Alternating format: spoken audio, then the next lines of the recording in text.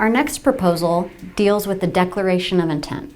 So this is the process through which an institution tells the national office each spring or by June 1 what sports they intend to sponsor in the coming year. And as part of that, they also say, I intend to sponsor this sport and participate in national postseason if invited or if given the chance, or I intend to participate at a varsity level but not participate in national championship postseason. Or they could also say, we sponsor the sport but at a club level or something like that. So this is how an institution communicates that information with the national office.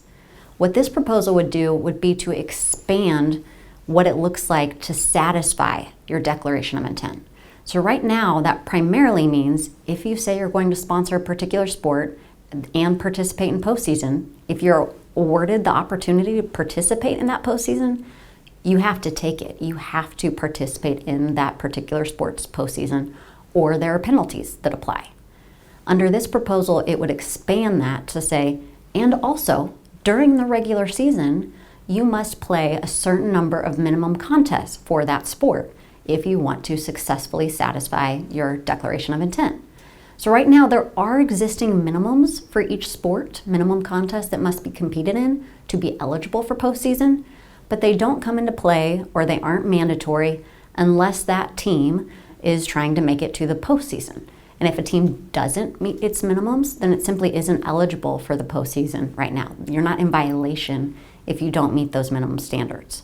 So this proposal would say that if you declare your intent to participate in postseason in a given sport, not only do you have to sort of take up the opportunity if it's extended to you, but also during the regular season, before you would be extended the opportunity to participate in postseason, you would have to meet those minimum contest requirements.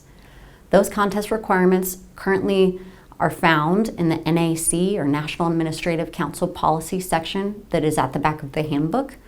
Those specific contest minimums would continue to be a matter of NAC policy and appropriate contest levels determined by the National Administrative Council. The other thing to note for this proposal would be that if an institution declares its intent to participate in a particular sport, and then within a number of weeks or months of that season beginning, before we get to the postseason, that institution determines that for whatever reason they're unable to continue to sponsor that sport in that same way, or they're no longer able to go to postseason if invited, they can undeclare. They can change that declaration if they do it within an appropriate time period and in an appropriate way.